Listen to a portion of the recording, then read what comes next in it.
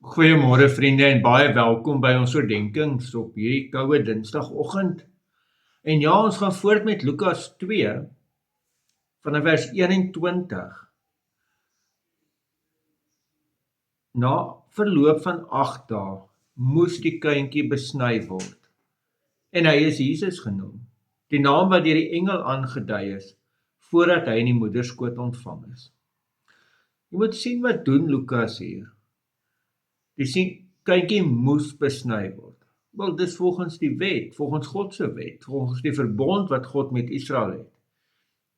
En hy is Jesus genoem, die naam wat deur die engel aangedui is.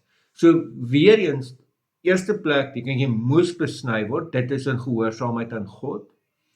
Hy is Jesus genoem, dis in gehoorsaamheid aan God. So onmiddellik plaas Lukas die begin van Jesus se aardse lewe absoluut in gehoorsaamheid aan God. Dis nooit los van dit nie. En hierdie moes is eintlik 'n goddelike moed. Dit moet dit doen. God wil hê hulle moet dit doen. Nee, God het dit so beplan. En nou skep hierdie twee verse, vir die een vers, skep 'n afwagting. Wat nou volgende? Want nou het jy al alles gehoor, jy het van Sagaria af sy loflied, Maria se loflied, jy het die skaapwagters gehad, en nou hierdie, dit alles bou op, dat jy vra, wat nou? En dis die effek wat Lukas wil kry.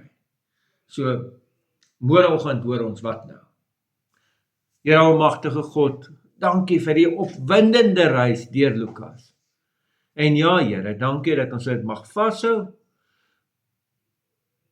Here, dankie dat Jesus in ons plek volkome gehoorsaamheid bewys het. Amen. Vriende, mag jy 'n baie mooi en 'n baie geseënde dag hê. Totsiens.